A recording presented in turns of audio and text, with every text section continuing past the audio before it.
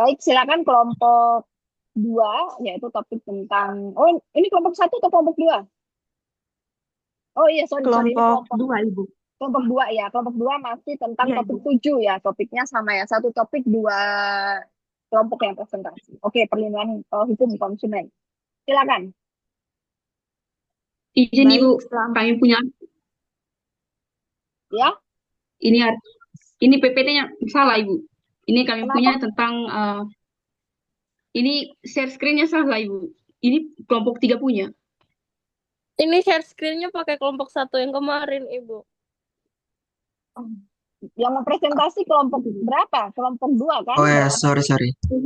keliru ya. Oke, oke, oke, oke, oke. Oke. Maaf, Nggak Ibu. apa-apa. Ya, nggak apa-apa. Oh, ada di Alberto semua ya database-nya ya. Oke, diperbaiki dulu, ditampilkan yang PowerPoint yang mau presentasi ya, kelompok yang mau presentasi. Oke, Ibu, ini dulu deh, penting dulu deh. Baik, silakan lanjutkan presentasi kelompok dua, tema perlindungan hukum konsumen. Selamat pagi teman-teman semua. Terima kasih saya sampaikan kepada Ibu dosen mata kuliah hari ini yang telah memberikan kesempatan kepada kelompok kami untuk memaparkan materi terkait hak dan perlindungan konsumen dengan judul Jurnal Analisis Perlindungan Hukum Terhadap Konsumen Pemalsuan Merek Produk Gula di Daerah Bayumas yang terbit pada tahun 2023. Saya Yosefina Natalia Putris. Pada kesempatan kali ini bertugas sebagai moderator dalam presentasi kelompok 2. Untuk mempersingkat waktu, langsung saja mari kita simak bersama presentasi dari kelompok kami dengan seksama. Next slide.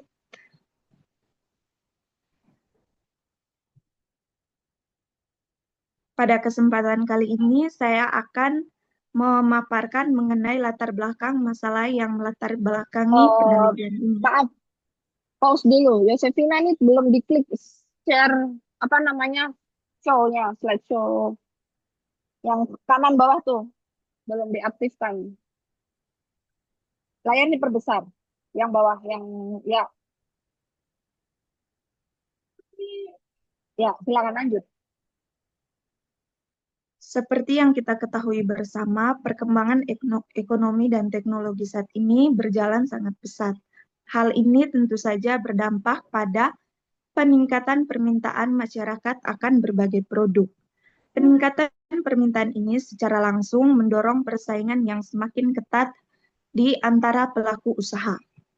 Namun, di tengah persaingan yang semakin ketat ini, muncullah berbagai praktik-praktik yang tidak etis, yang justru merugikan konsumen dan pemilik merek yang sah. Salah satu contohnya yaitu maraknya pemalsuan merek, terutama pada produk gula, seperti yang terjadi di daerah Bayumas. Jurnal ini akan membahas lebih dalam mengenai fenomena pemalsuan merek produk gula di Bayumas, serta dampaknya bagi konsumen dan pemilik merek. Kita akan melihat bagaimana perkembangan dari teknologi yang seharusnya membawa kemajuan justru dimanfaatkan oleh oknum-oknum yang tidak bertanggung jawab. Sebagai contoh konkretnya tadi, yaitu pemalsuan gula pasir di daerah Bayumas yang terjadi pada tahun 2021.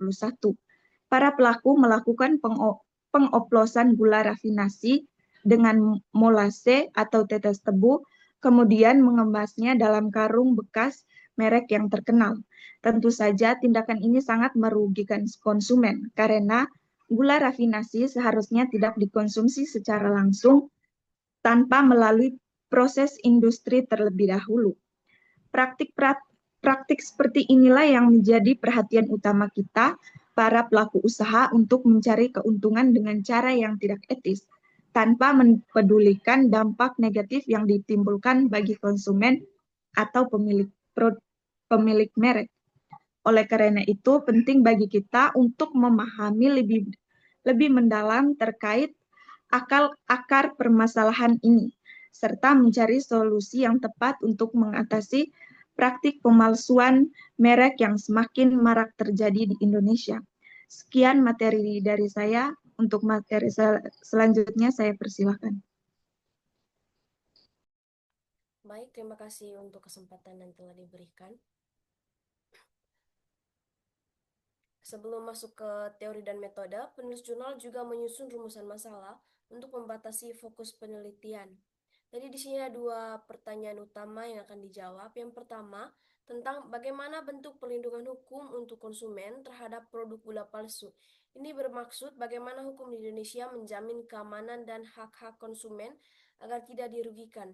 Sedangkan yang kedua, lebih ke arah tindakan hukum yang bisa dilakukan jika konsumen sudah terlanjur dirugikan atau istilahnya upaya hukum. Jika kita tarik ke kasus di Banyumas tadi, pelaku usaha mencampur gula rafinasi dan molase, lalu dijual dengan merek gula BUMN. Jadi rumusan masalah pertama mencoba menjawab apakah hukum yang ada seperti Undang-Undang Perlindungan Konsumen dan Undang-Undang Merek sudah cukup melindungi masyarakat dari hal seperti ini. Lalu rumusan masalah kedua lebih ke jika masyarakat sudah membeli gula palsu dan merasa dirugikan, apa yang bisa mereka lakukan? Misalnya bisa melapor ke Badan Penyelesaian Sengketa Konsumen atau BPSK atau bahkan ke pengadilan jika kerugiannya besar. Dari dua rumusan masalah ini muncullah teori-teori yang dipakai untuk menjawabnya, seperti teori hukum kesehatan dan pangan untuk melihat aspek keamanannya, dan teori pelindungan hukum untuk melihat bagaimana hukum bisa memberi keadilan kepada konsumen. Teori yang pertama adalah teori perlindungan konsumen. Teori ini menjelaskan bahwa konsumen memiliki hak atas keamanan, kenyamanan, dan keselamatan dalam menggunakan barang atau jasa. Berdasarkan Undang-Undang Nomor 8 Tahun 1999 tentang Perlindungan Konsumen, setiap pelaku usaha wajib memberikan barang yang aman serta bertanggung jawab atas kerugian yang timbul akibat produk yang merugikan konsumen. Perlindungan ini bertujuan memberikan kepastian hukum serta menyeimbangkan kedudukan antara pelaku usaha dan konsumen. Yang kedua ada teori perlindungan merek. Berdasarkan Undang-Undang Nomor 20 Tahun 2016 tentang merek dan indikasi geografis, merek memiliki fungsi sebagai identitas produk dan jaminan kualitas. Pemalsuan merek dianggap melanggar hak kekayaan intelektual atau HKI dan dapat merugikan baik pemilik merek maupun konsumen. Pelaku pemalsuan merek dapat dikenai sanksi pidana hingga 10 tahun penjara atau denda 5 miliar. Teori ini menjadi dasar untuk menilai bentuk pelanggaran hukum pada kasus pemalsuan produk gula. Yang ketiga ada teori tanggung jawab hukum atau liability theory. Teori ini menjelaskan dasar pertanggungjawaban pelaku usaha terhadap kerugian konsumen. Ada 4 prinsip utama. Yang pertama, negligence atau kelalaian. Pelaku usaha lalai dalam memenuhi kewajiban kehati-hatian. Presumption of liability.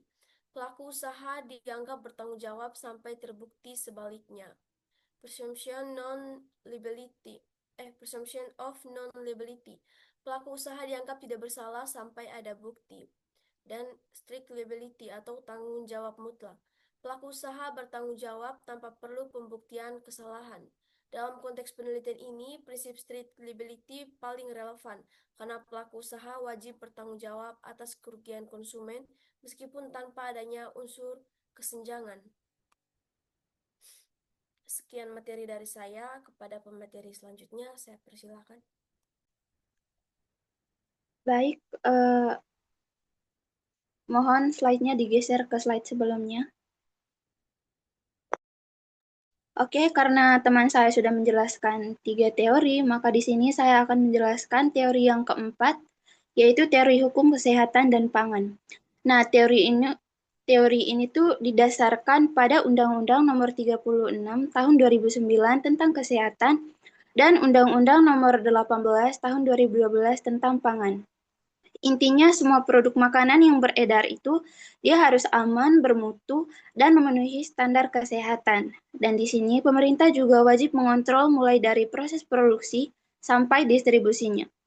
Contohnya dalam kasus di Banyumas ini, di mana pelaku usaha dia mencampurkan gula rafinasi dan molase yang sebenarnya itu hanya boleh buat industri saja dan dijual ke masyarakat untuk dikonsumsi langsung. Nah, di sini tuh sudah jelas bahwa pelaku ini dia melanggar pasal 134 Undang-Undang Pangan karena produk pangan itu tidak boleh dijual tanpa proses dan izin yang benar. Jadi kalau kita kaitkan ke teori hukum kesehatan dan pangan, di mana kasus Banyumas ini bukti nyata bahwa pelaku usaha dia melanggar hak konsumen atas produk yang aman untuk dikonsumsi. Coba teman-teman bayangkan kalau gula oplosan itu dikonsumsi secara terus-menerus. Itu bisa bahaya sekali buat kesehatannya karena kandungannya itu beda sama gula biasa. Kemudian di sini ada teori yang kelima, yaitu teori perlindungan hukum. Nah, teori ini tuh dasarnya adalah Undang-Undang Nomor 8 Tahun 1999 tentang perlindungan konsumen. Di sini kalau di perlindungan hukum itu ada dua bentuk, yaitu ada preventif dan represif. Ya, terus preventifnya itu dia suatu bentuk pencegahan, misalnya lewat pengawasan BPOM, sertifikasi halal, izin edar, dan edukasi ke masyarakat supaya tidak gampang tertipu sama produk palsu. Kemudian represif itu tuh suatu bentuk penegakan hukum setelah melakukan pelanggaran, misalnya penjara atau denda. Nah, dalam kasus gula palsu ini, bentuk perlindungan represifnya itu terlihat jelas, di mana pelaku itu bisa dijerat pidana sampai 5 tahun ataupun denda 2 miliar rupiah. Tapi kalau dilihat lebih dalam, masyarakat juga perlu dilindungi secara preventif, misalnya dengan sosialisasi, supaya tahu, supaya bisa membedakan mana produk yang asli dan mana produk yang palsu. Mungkin kalau contoh lain yang bisa saya ambil misalnya di toko online ya, ada yang jual produk itu dengan merek terkenal tapi harganya itu jauh lebih murah. Jadi itu juga bentuk pelanggaran hak konsumen. Jadi teman-teman kalau kita tidak hati-hati, bisa saja kita itu beli produk palsu yang berisiko buat kesehatan kita. Nah, jadi di sini adalah fungsi teori perlindungan hukum. Kemudian, next slide. Kemudian metode penelitian. Untuk metode penelitiannya sendiri ya, kalau kita lihat di jurnalnya itu dia penulis pakai metode penelitian hukum normatif. Jadi metode penelitian ini tuh dia fokusnya bukan pada wawancara atau survei di lapangan, tetapi pada aturan hukum yang tertulis dan teori-teori hukum yang relevan dengan kasusnya. Nah, karena ini penelitian normatif, di jurnalnya itu dia dibagi menjadi dua jenis bahan hukum, yaitu ada primer dan sekunder. Nah, untuk bahan primernya sendiri, jadi ini tuh isinya undang-undang yang langsung jadi dasar hukum analisis. Misalnya di penelitian ini dipakai yang pertama ada KUHP. Jadi itu tuh untuk lihat pasal-pasal pidana tentang pemalsuan atau penipuan merek. Misalnya pasal 254 sampai 262 KUHP yang mengatur tentang pelanggaran merek dan ancaman hukumnya. Kemudian yang kedua ada KUHAP, yaitu sebagai dasar prosedur hukum pidana, terutama kalau pelaku usaha itu diproses secara pidana. Jadi ini tuh sangat penting supaya kita tahu gimana penegakan hukumnya itu dilakukan. Kemudian ada Undang-Undang Nomor 8 Tahun 1999 tentang perlindungan konsumen. Ini tuh menjadi dasar utama karena di sini diatur hak-hak konsumen dan kewajiban pelaku usaha. Kemudian yang terakhir untuk bahan primernya sendiri itu ada Undang-Undang Nomor 20 Tahun 2016 tentang merek dan indikasi geografis, yaitu untuk mengatur hak kekayaan intelektual terutama soal merek yang dipalsukan.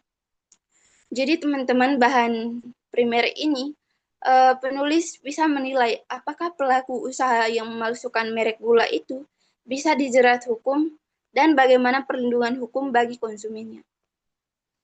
Oke, kemudian ada bahan hukum sekunder. Nah, kalau bahan hukum sekunder itu, dia sifatnya mendukung dan menjelaskan teori hukum. Contohnya dari buku ataupun jurnal dari ahli hukum seperti Celina Trisiti Krisdianti yang membahas konsep perlindungan hukum. Kemudian ada ahli Joni Ibrahim dan Junadi Effendi tentang metodologi penelitian hukum dan jurnal-jurnal hukum lain yang dibahas dalam jurnal pelanggaran merek serta tanggung jawab pelaku usaha. Jadi bahan hukum sekunder ini dipakai untuk memperkuat argumen supaya tidak hanya mengutip dari undang-undang saja, tetapi juga ada pandangan dari ahli hukum yang relevan dengan kasusnya. Kalau menurut saya pribadi, metode normatif ini cocok sekali untuk penelitian seperti ini karena kasus-kasusnya itu jelas menyangkut aturan hukum yang sudah ada dan dilanggar secara nyata. Jadi peneliti itu cukup melihat apakah aturan yang sudah ada itu efektif melindungi konsumen. Dan kalau belum, di situ bisa muncul saran dan rekomendasi untuk perbaikan hukum. Sekian materi dari saya, selanjutnya saya berikan kepada pemateri selanjutnya. Baik, terima kasih. Selanjutnya kita masuk pada pembahasan yang kedua mengenai hasil dan pembahasan. Nanti di sini kita akan bahas mengenai dua pertanyaan yang ada di rumusan masalah, di mana dari rumusan masalah ada dua pertanyaan. Pertanyaan pertama tadi mengenai bagaimana perlindungan hukum terhadap konsumen gula palsu. Nanti akan dilihat dari sisi hukum dan juga ekonominya. Dan kemudian bagaimana upaya hukum atau istilahnya bagaimana upaya konsumen untuk meminta tanggung jawab atas kerugian yang mereka terima.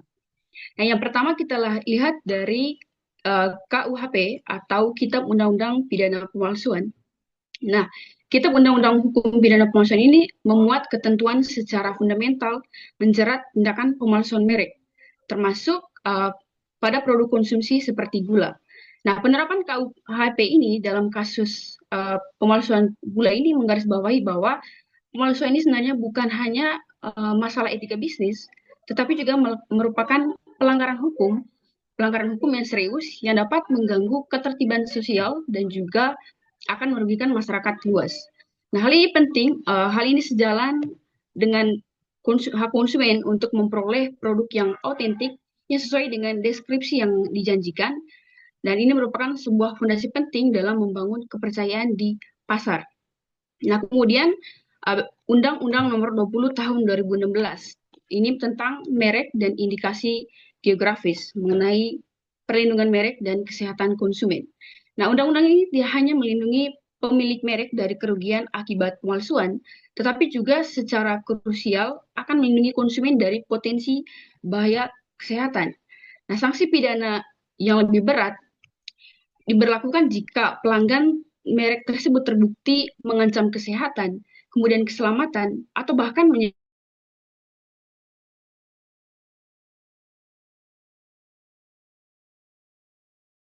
adalah negara yang sangat menjunjung tinggi akan hak asasi manusia.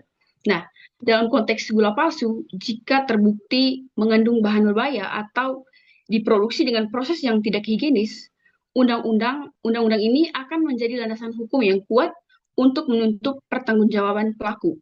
Nah, ini selaras dengan hak konsumen atas keamanan produk dan perlindungan risiko kesehatan yang tidak diinginkan.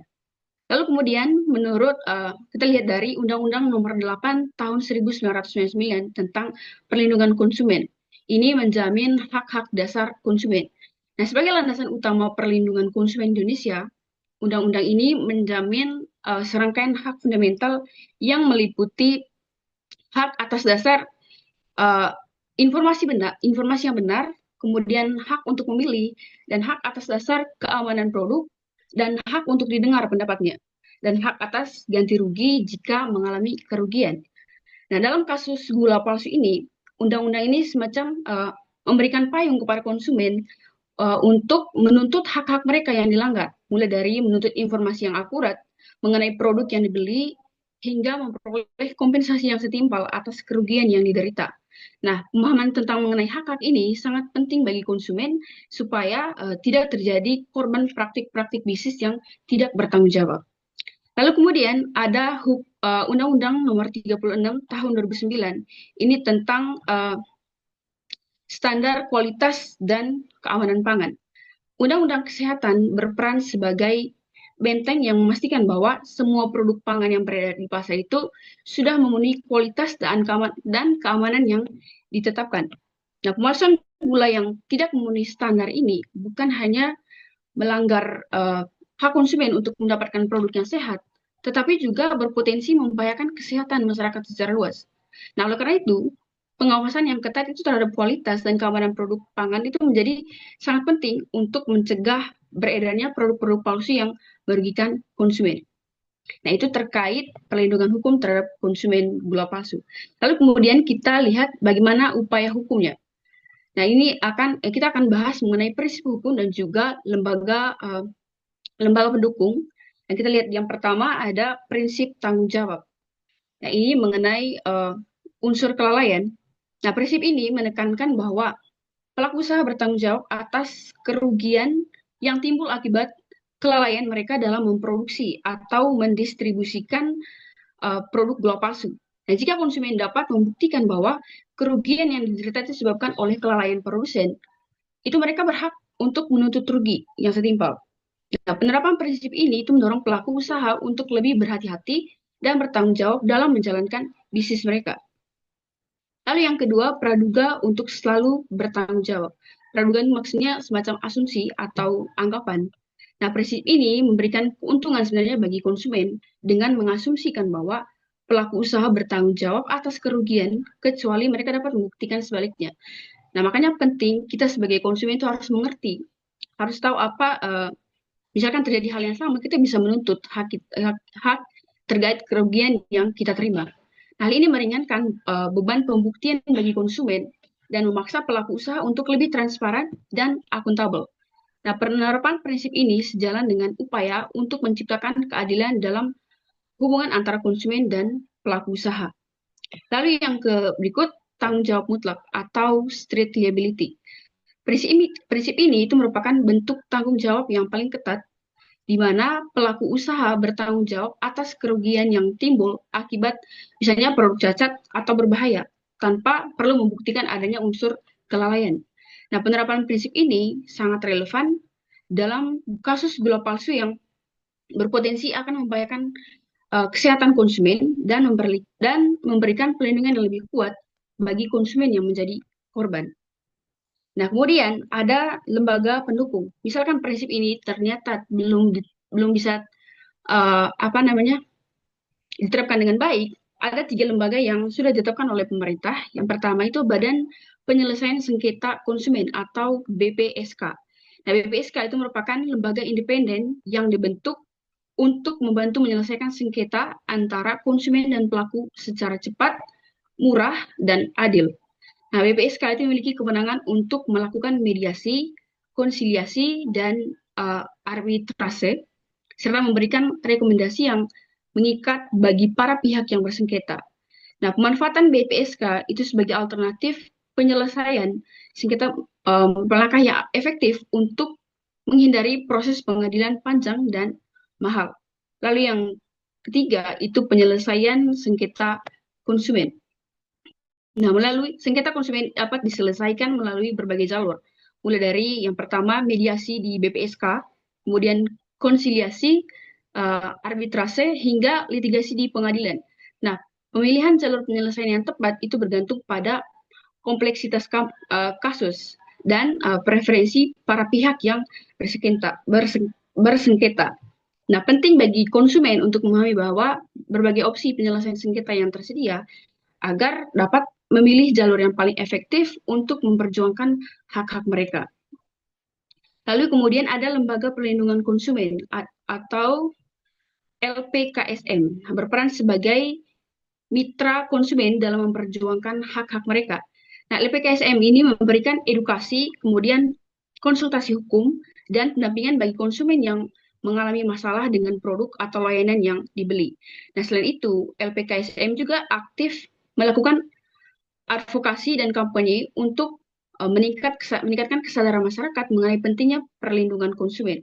Nah, dukungan dari LPKSM ini dapat memberikan kekuatan tambahan bagi konsumen dalam menghadapi pelaku usaha yang tidak bertanggung jawab. Nah, jadi untuk hasil pembahasannya itu sekian, dan kemudian kita masuk pada kesimpulan yang dapat kami ambil dari kasus yang ada dalam jurnal ini. Geser, oke. Jadi pemalsuan merek gula di Banyumas ini berdampak luas ya, merugikan konsumen dari segi kesehatan dan juga finansial. Dan untuk pemilik mereknya itu yang akan merugikan dia itu ya dari segi citra dan juga pendapatan dan ekonomi yang merosot investasi, penurunan pendapatan pajak dan potensi praktik ilegal. Nah, konsumen akan dilindungi oleh Undang-Undang Perlindungan Konsumen, dan mereka berhak untuk menggugat ganti rugi melalui jalur yang saya katakan tadi, melalui jalur litigasi dan non litigasi. Nah, pelaku usaha melanggar Undang-Undang Perlindungan Konsumen, merek dan indikasi geografis, kesehatan pangan, akan terancam sanksi pidana, penjara, atau denda yang signifikan. Nah, jadi kasus gula palsu ini merupakan cerminan dari permasalahan yang lebih luas, yaitu sebenarnya masih rendahnya kesadaran masyarakat mengenai hak-hak konsumen dan lemahnya pengawasan terhadap praktik-praktik bisnis yang tidak bertanggung jawab. Nah, oleh karena itu, diperlukan upaya lebih komprehensif untuk meningkatkan kesadaran konsumen, memperkuat penegakan hukum, kemudian mendorong pelaku usaha untuk lebih bertanggung jawab dalam menjalankan bisnis mereka. Nah, perlindungan hukum terhadap konsumen itu bukan hanya tanggung jawab pemerintah, tapi juga sebenarnya tanggung jawab kita sebagai konsumen. Dan dengan memahami hak-hak kita bisa melaporkan pelanggaran yang kita temui misalnya, dan mendukung gerakan perlindungan konsumen. Kita dapat menciptakan ekosistem konsumen yang lebih sehat dan berkelanjutan. Kemudian kasus gula palsu ini menjadi momentum yang penting bagi kita untuk merefleksikan kembali pentingnya membangun kesadaran dan aksi kolektif dalam melindungi hak-hak konsumen. Dan dengan bersatu dan bertindak bersama, kita dapat menciptakan perubahan yang signifikan dan mencegah terulangnya kasus-kasus serupa di masa depan. Jadi mungkin sekian yang bisa saya bagikan. Untuk kurang dan lebihnya saya mohon maaf dan saya kembalikan ke moderator. Terima kasih. Baik, sekian presentasi dari kelompok kami. Saya persilakan untuk Ibu dan teman-teman menyampaikan saran dan pertanyaan. Oke, baik. Terima kasih kelompok 2 sudah mempresentasikan dengan baik sekali tentang artikel yang ditemukan ya, analisis perlindungan hukum terhadap konsumen atau perlindungan hak konsumen. Kasusnya yang ditemukan adalah pemalsuan merek di produk gula di daerah Banyumas. Mungkin bisa ditutup dulu slide share-nya. Oke. Ibu mau tadi menampilkan di jurnalnya, tapi lupa dari ketutup lagi ya. Sudah ini ya, sudah di apa namanya, sudah di-upload. Tolong di-upload dulu di Drive yang diminta Ibu supaya kelompok lain juga nanti mengikuti ya. Jurnal supremasi di sini. Baik, coba Ibu tunjukkan ke teman-teman semua.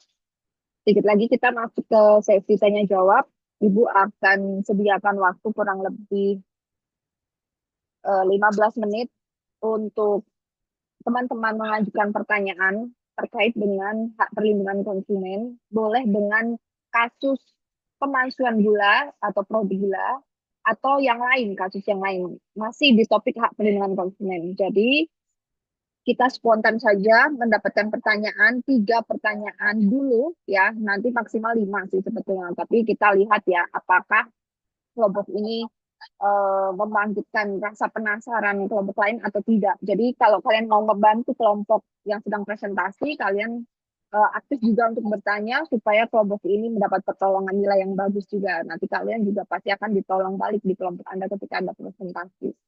Jadi itu saling membantu.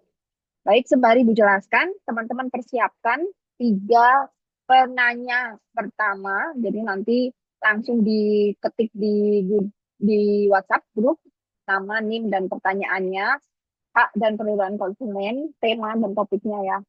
Eh, Selanjutnya dari 15 menit ini kalau sudah keluar muncul pertanyaan, Ibu berikan waktu sekitar 5 atau 10 menit untuk dijawab gitu ya. Jadi kita punya waktu sekitar 20 menit untuk tanya jawab. Jadi tidak langsung Ibu berikan masukan dulu, tetapi silakan kalian berdiskusi, berdinamika sosial, tapi sifatnya spontan supaya teman-teman belajar bagaimana kalau suatu saat diberikan pertanyaan dan Anda harus menganalisis dalam waktu singkat, ya.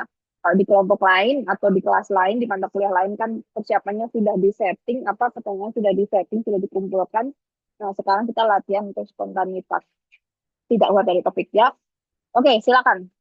Langsung saja yang mau bertanya ditunggu 15 menit sambil Ibu jelaskan atau kita lihat ya, kita lihat kembali yang sudah ditampilkan atau yang sudah didapatkan dari kelompok 2 jurnalnya.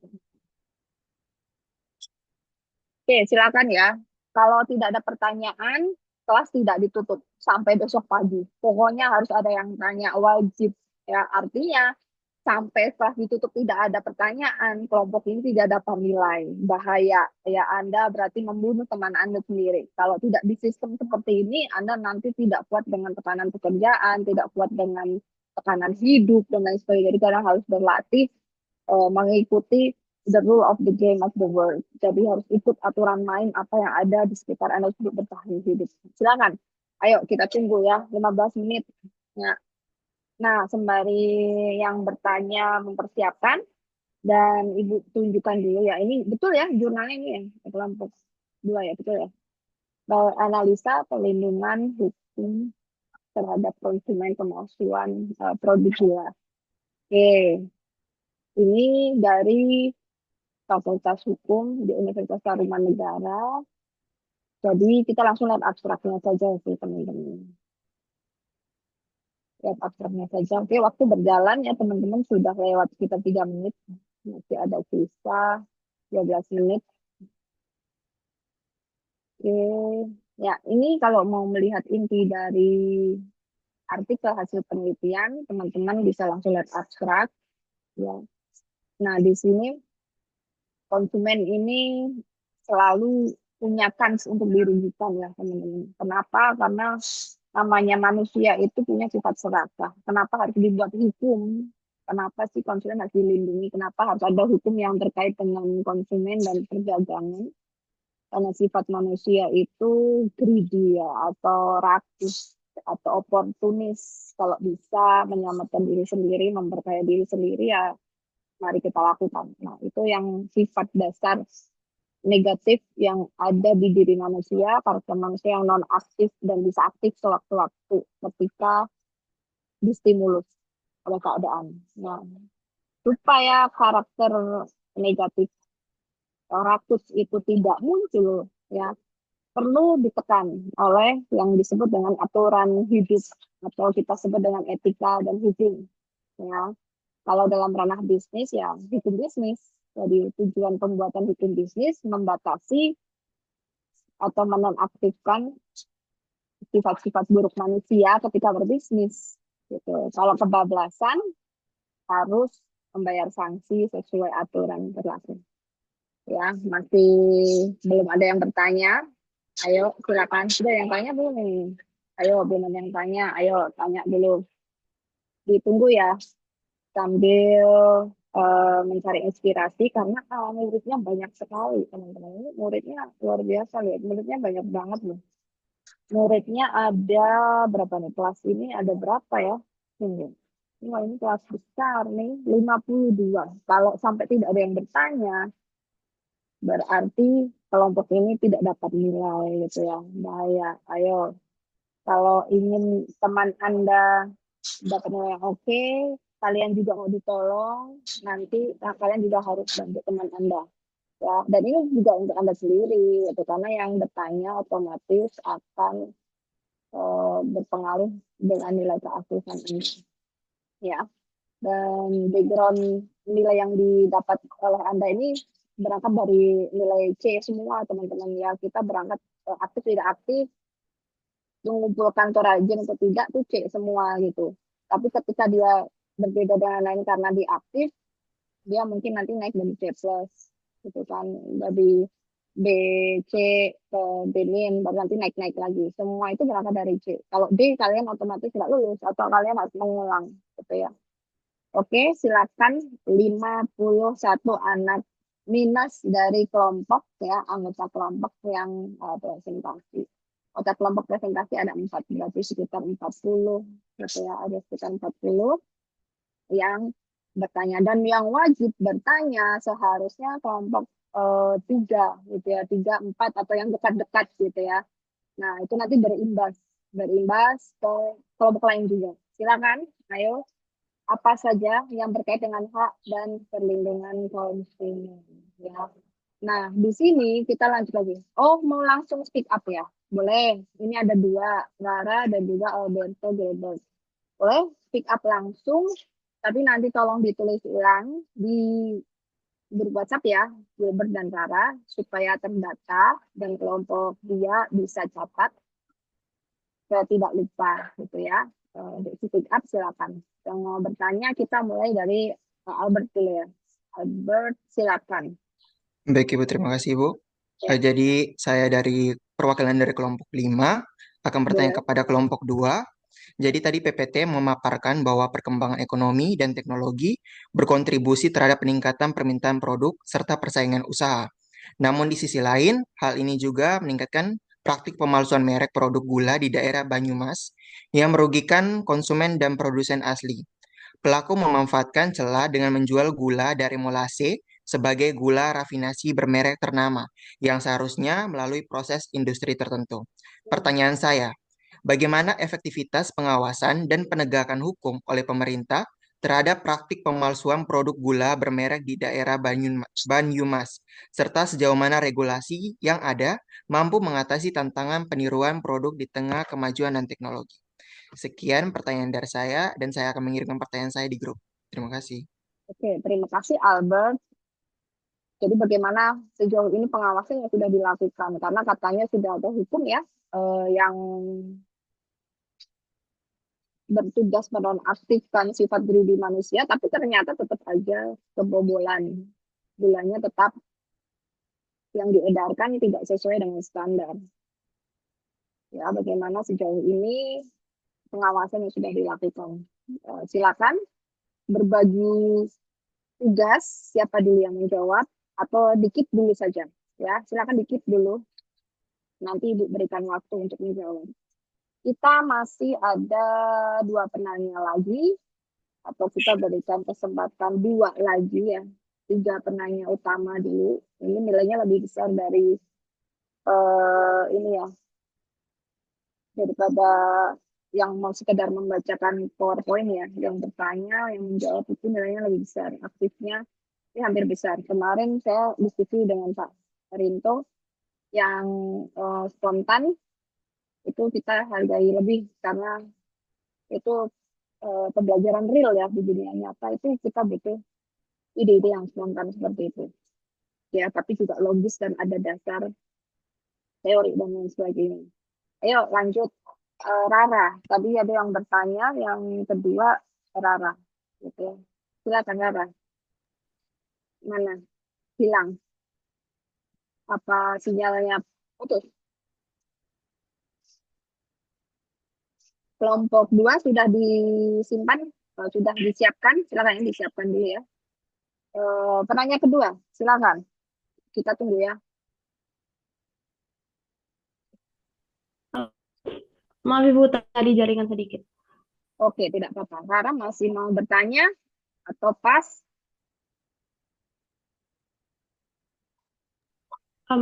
Tadi sempat pertanyaannya hampir sama sama Saudara Gilbert tentang efektivitas aturan dan juga koordinasi antar lembaga, Ibu. Cari yang lain Tapi dong. Cari yang lain. Yang selain efektivitas dong. Kan banyak gitu ya. banyak banget. Kalau Iya, tanya Ibu. GPT banyak banget gitu loh. Tapi ya pastikan olah dulu dengan pemikiran kita sebagai manusia. Udah ada Iya, AI loh. Wah, beri kesempatan diri Anda untuk bisa melejit ya, dapat nilai lebih dengan bantuan AI, tapi Anda ramu lagi gitu. Anda berikan jadi kasus atau Anda penasaran terhadap apa, silakan. Ada kesempatan bagus ini ya, kesempatan naik naik pangkat nih untuk Anda dapat nilai lebih, untuk Anda dapat uang lebih nanti di kantor kalau Anda aktif ya. Karena nanti di kantor itu siapa yang sulit untuk cari kesempatan buat cari uang banyak, dia dapat promosi, dia dapat fasilitas-fasilitas kantor gitu. Kalau kita diam aja, ya udah uang kita segitu doang gitu ya. Kita tidak akan nilai peluang. Gitu. Kita harus latih itu ya teman-teman dari sedini mungkin. Karena kan ini media pembelajaran. Jadi di sini hanya memfasilitasi belajar seperti kenyataan yang akan Anda hadapi setelah Anda dapat ijazah.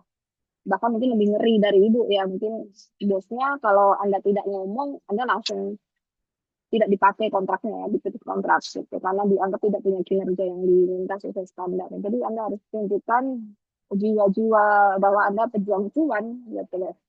Dan ini untuk Anda sendiri. Kalau saya sih udah ada uangnya gitu kan.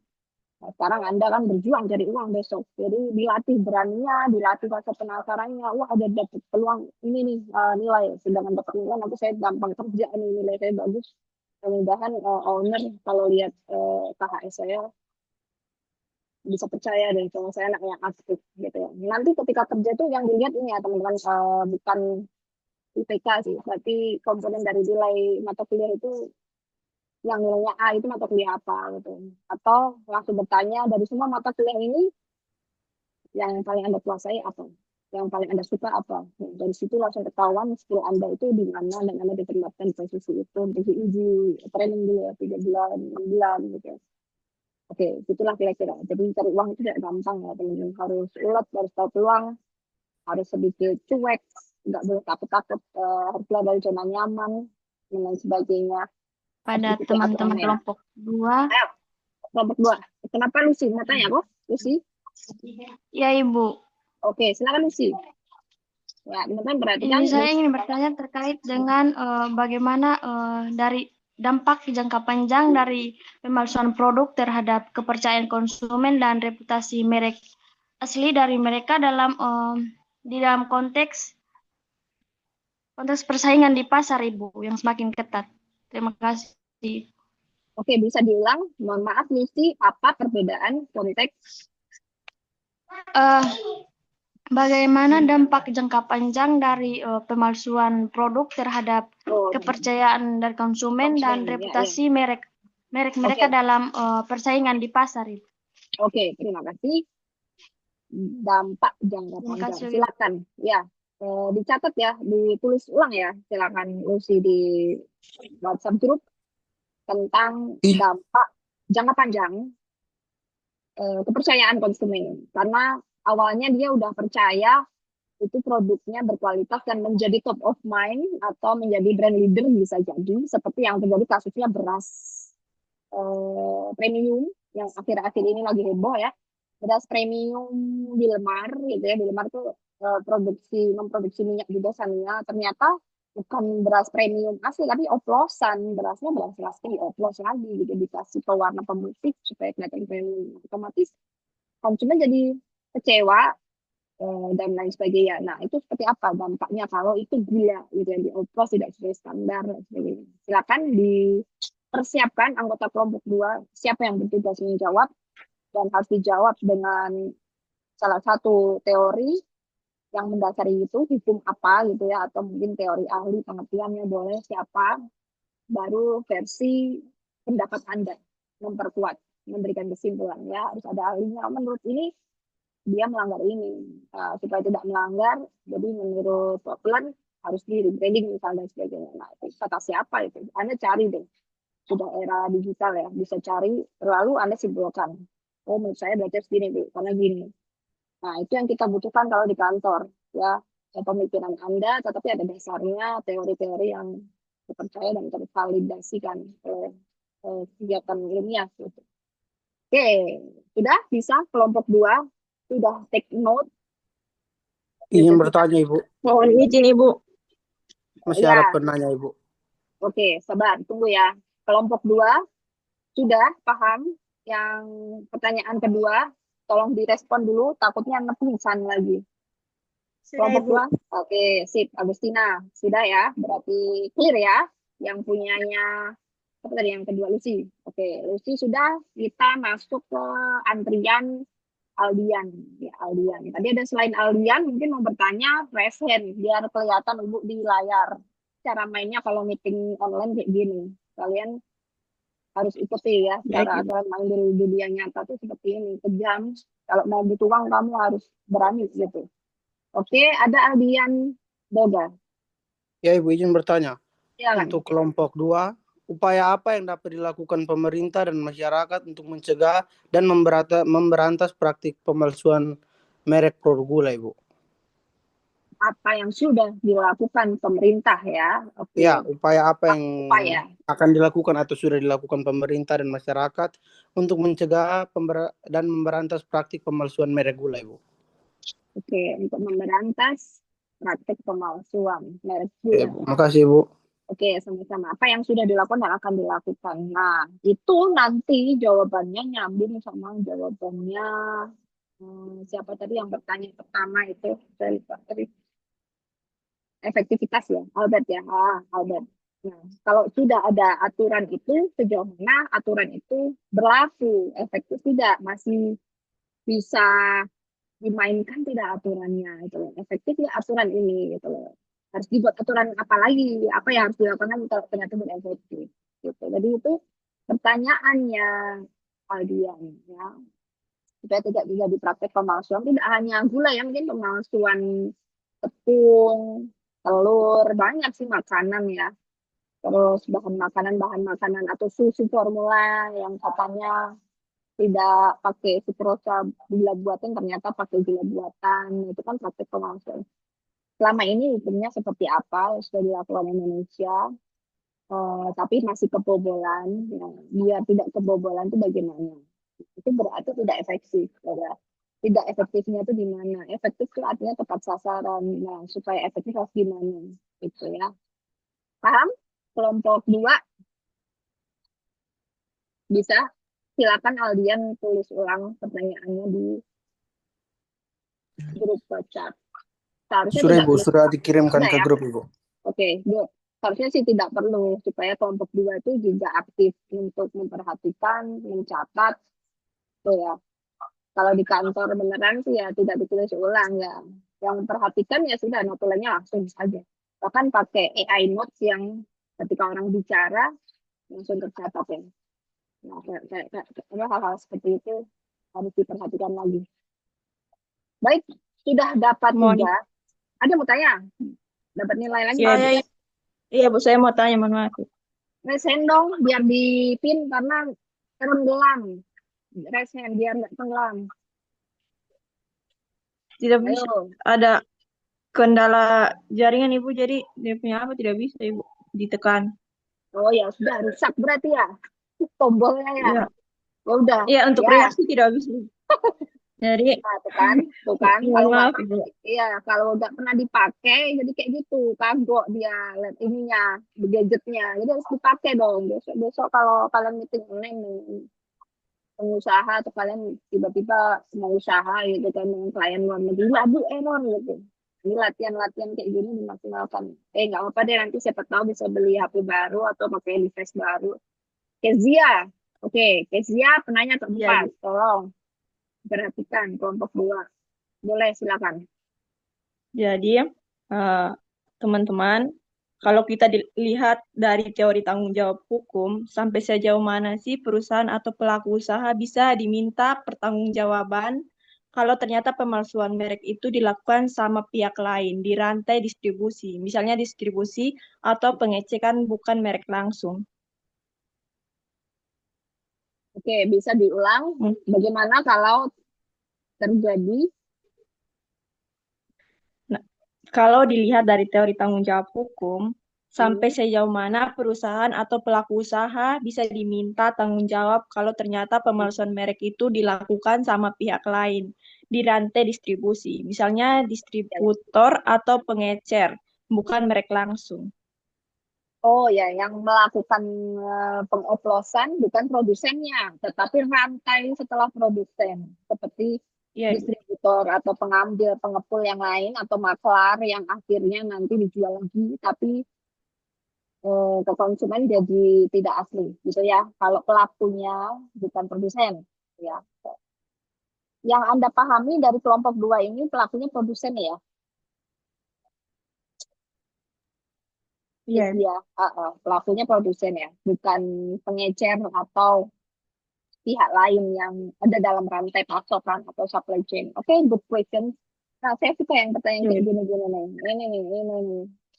Ini yang bakal naik pangkat besok, yang dapat promosi gini-gini, teman-teman.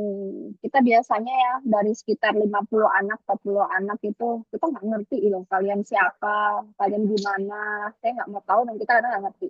Nah, pas kita banyak. Dan kita tuh biasanya hafal satu dua nama anak itu karena dari pertanyaan-pertanyaan yang unik dan genuine ya. Dapat ide terus rame sendiri. Kezia dulu. Sudah Agustina catat dan Kezia bantu kelompok dua untuk tulis ulang di grup. Tulis ulang itu untuk Baik, membantu Ibu. membantu kelompok dua. Latihan membantu. Oke Kezia, masih adakah pertanyaan terakhir? Kita 5 saja. 5 saja cukup. Nanti mabok nanti kelompok dua. Karena kita latihannya agak kejam. Namanya hukum ya. Namanya pelajaran hukum ya harus tegas. Sudah, cukup. Sudah, Benar, Ibu. yakin. Masih ada satu kesempatan loh Izin saya Ibu sebenarnya. bertanya. Ibu, Ya, saya Christine mau ya. Ya, Gradiana. Siapa dulu nih? Christine dulu deh. Gradiana sebagai penanya ke-6. Terakhir deh ya. Terakhir ya. Habis itu kok sebenarnya hanya 5 aja. Tidak ada lagi deh. Ibu udah tutup. Ibu udah tutup pertanyaan. Oke, Christine. Silakan. Kelompok dua Baik Ibu, silakan perhatikan. iya.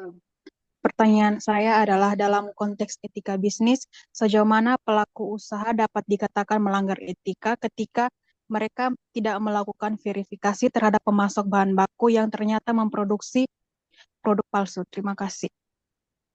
Sejauh mana etika dari pelaku bisnis itu ya?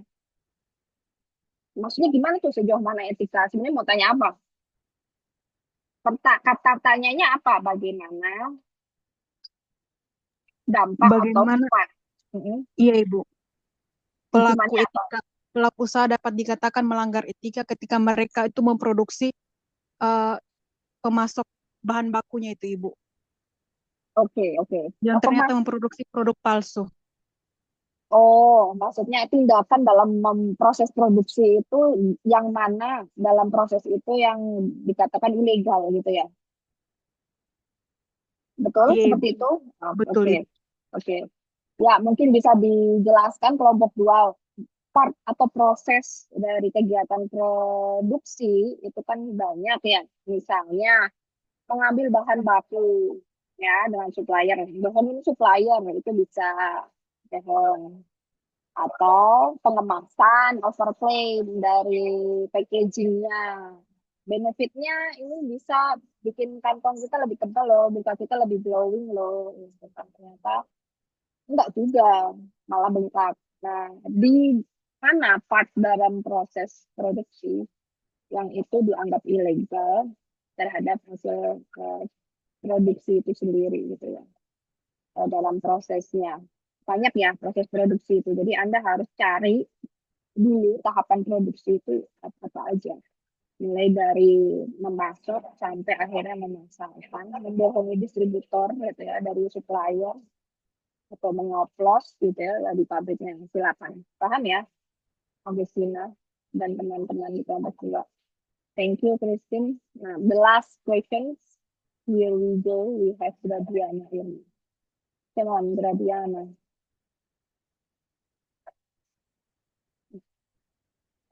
Ayo, Gradiana tanya dong. Oke, baik. Terima kasih atas waktu dan kesempatannya. Baik, di sini saya ingin bertanya kepada kelompok 2 terkait menurut kelompok bagaimana tanggung jawab pelaku usaha dalam kasus pemalsuan merek produk gula tersebut terhadap kerugian yang dialami oleh konsumen. Terima kasih. Oke, thank you Bunda Diana, Irma, Liwan. Jadi pertanyaannya bentuk tanggung jawab. Ganti rugi apa gitu? Apakah ganti rugi atau tidak pada konsumen? Konsumennya aja tidak tahu siapa yang dibeli gitu kan. Apa yang dilakukan oleh produsen dan tidak harus si produsen gula ya, bebas. Anda bisa ambil contoh yang lain. Ini kan hanya pengantar studi kasus, boleh kasus yang lain berkaca dengan kasus lain boleh. Atau secara umum saja untuk produsen-produsen yang nakal ini kalau sudah menjadi konsumen mereka harus ngapain gitu. Tanggung jawabnya apa? Menurut tanggung jawabnya apa? Secara hukum ya, nanti dasar teorinya dan hukum. Baik, close, selesai pertanyaan kita dapat 6. Harus ditakut-takutin dulu baru dapat 6 ya. Silakan kelompok 2 sudah siap atau butuh waktu untuk mempersiapkan. Kalau butuh waktu, Ibu beri sekitar 10 menit. Kita sambil rehat dulu. Mungkin Anda mau ke belakang, makan, minum sedikit. Gitu. Butuh waktu, Agustina? Butuh waktu, Ibu, 10 Oke. menit. Oke, kurang lebih 10 menit ya. Kita sampai jam berapa sih? Jam 12 ya? Kurang lebih ya, jam 12 ya. Oke, guys. Baik, baik. Kita 10 menit ya. Nanti kita kembali di 11.30 atau 35 ya. Silakan kelompok 2 mempersiapkan. Ya, ada 6 penanya. Nanti tolong jawabannya simpel aja ya, jangan panjang-panjang. Poin-poinnya aja ada dasar teorinya siapa dan sudut pandang Anda. Setuju tidak setuju menurut Anda sudah sesuai atau bagaimana? Silakan untuk mempersiapkan dan kita break dulu sejenak. Ini matikan recordingnya dulu. Pause dulu.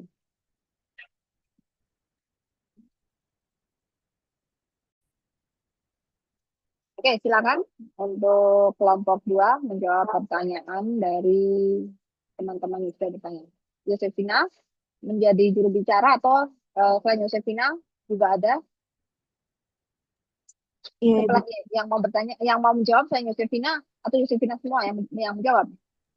Semua menjawab, Ibu. Dengan teman kelompok, Ibu, semua. Oh ya, Agustina ya. Kelompok berikutnya, maaf, anggota lain ada Yosefina sama Agustina. Ah, betul. Semua menjawab, Ibu. Dengan Rista Masmur dan Maria Masmur ya. Oktaviana. Oktaviana, oke. Baik, satu-satu dulu deh, nanti baru Ibu Pin ya. Oke, silakan yang pertanyaan pertama dijawab dulu oleh Yosefina, baru nanti siapa anggota kelompok yang lain, baru Ibu Pin. Ya, mungkin mereka masih tenggelam di bawah. Ya, silakan. Yuk, lanjut dulu. Menjawab, Saya silakan. akan menjawab pertanyaan dari teman Gilbert Dule. Pertanyaannya itu bagaimana efektivitas pengawasan dan penegakan hukum oleh pemerintah terhadap praktik pemalsuan produk gula bermerek di daerah Banyumas, serta sejauh mana regulasi yang ada mampu mengatasi tantangan peniruan produk di tengah kemajuan teknologi dan ekonomi. Baik, saya akan menjawab. Pengawasan dan penegakan hukum terkait pemalsuan gula di Banyumas memang menunjukkan adanya respon dari aparat hukum. Namun, efektivitasnya masih perlu dipertanyakan atau efektivitasnya belum terlalu mencukupi. Oleh sebab itu, kasus yang terungkap mungkin hanya sebagian kecil dari keseluruhan praktik pemalsuan yang terjadi di negara Indonesia.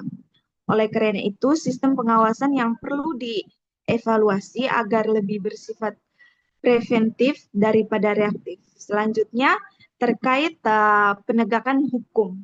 Meskipun polisi atau aparat hukum telah menangkap tersangka dan menyita barang bukti, proses hukum dan hukum yang diberikan harus setimpal dengan kerugian yang ditimbulkan. Kerugian itu baik dari pemilik merek maupun konsumen yang membeli produk mereka, sehingga memberikan efek jera yang nyata untuk pelaku pemalsuan. Selain itu juga regulasi yang ada perlu diperkuat dan diadaptasi dengan perkembangan teknologi dan modus operandi pelaku pemalsuan.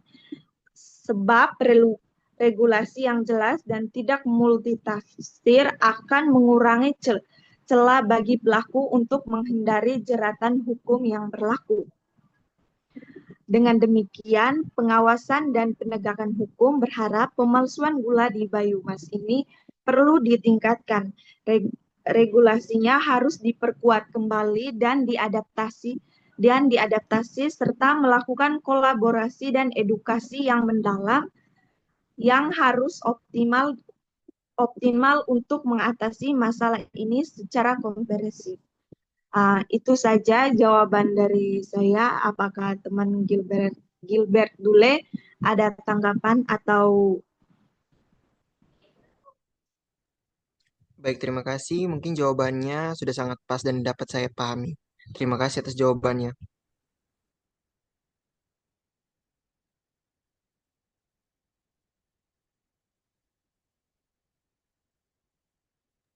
Oke, saya baik. minta kepada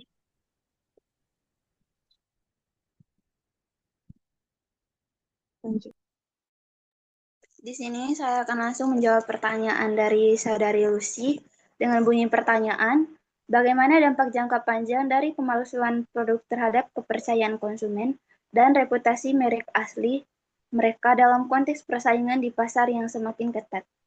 Jadi kalau menurut saya itu dampak jangka panjangnya itu sangat serius, karena pemalsuan produk itu bukan hanya merugikan konsumen secara ekonomi dan kesehatan saja, tetapi juga merusak reputasi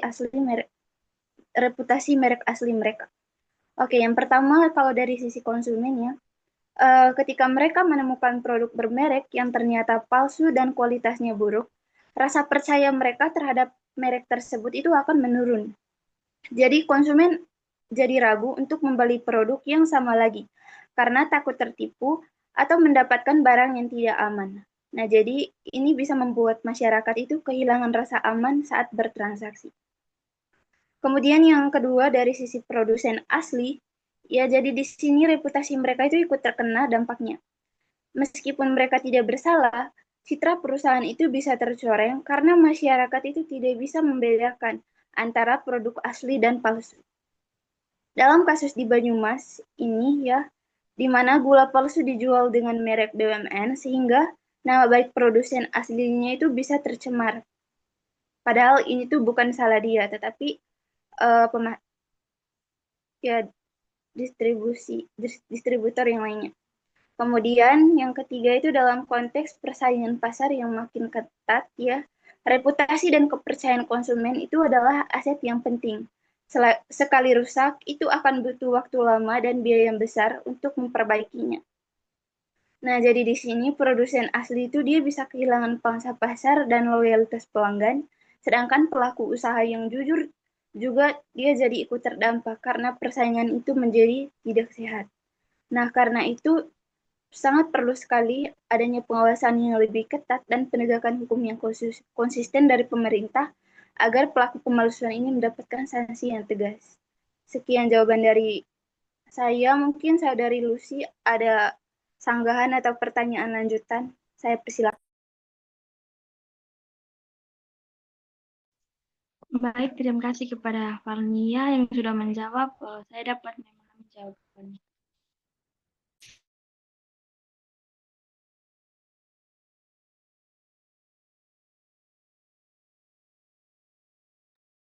Terima kasih. Selanjutnya saya persilakan kepada teman Afin untuk menjawab pertanyaan dari Saudara Aldia. Baik, selanjutnya saya akan menjawab pertanyaan dari Saudara Aldian dengan bunyi pertanyaan, upaya apa yang dapat dilakukan pemerintah dan masyarakat untuk mencegah dan memberantas praktik pemalsuan merek produk gula? Jadi untuk memberantas praktik seperti ini perlu dilakukan dari dua sisi, yaitu pemerintah dan masyarakat. Yang pertama dari sisi pemerintah, langkah yang bisa kita lakukan yang pertama yaitu memperketat pengawasan terhadap produksi dan distribusi pangan, terutama untuk produk yang rawan dipalsukan seperti gula, beras, minyak, dan sebagainya. Jadi pabrik bisa memperketat pengawasan agar tidak terjadi kecurangan-kecurangan untuk pemalsuan produk. Yang kedua, melakukan razia dan inspeksi rutin di pabrik serta gudang distribusi agar produk tanpa izin atau berlabel palsu bisa bisa langsung ditindak. Yang ketiga, memberikan sanksi tegas dan konsisten sesuai dengan Undang-Undang Nomor 8 Tahun 1999 tentang Perlindungan Konsumen dan Undang-Undang Nomor 20 Tahun 2016 tentang merek dan indikasi geografis. Dengan begitu, ada efek jera bagi pelaku usaha nakal. Dengan memberikan hukuman terhadap pelaku, mungkin pelaku tindakan seperti ini tidak akan dilakukan lagi. Berikutnya, meningkatkan koordinasi antar instansi, misalnya antara kepolisian, BPOM, dan Kementerian Perdagangan, agar pengawasan di lapangan lebih efektif. Pengawasan yang dilakukan oleh kepolisian dan instansi terkait bisa memperkecil kemungkinan terjadinya pemalsuan produk. Lalu, kita dapat memanfaatkan teknologi, misalnya dengan menerapkan sistem pelacakan produk melalui barcode, QR code, atau label digital supaya konsumen bisa memastikan keaslian produk sebelum membeli. Tindakan ini bisa mempermudah konsumen untuk mengetahui apakah produk itu palsu atau asli. Yang kedua, dari sisi masyarakat. Peran masyarakat juga tidak kalah penting. Yang pertama itu lebih waspada dan teliti sebelum membeli, misalnya dengan mengecek kemasan, label, dan harga yang terlalu murah. Jika produk dihargai terlalu murah dibandingkan dengan produk serupa di pasaran, kita patut curiga bahwa itu mungkin saja barang palsu.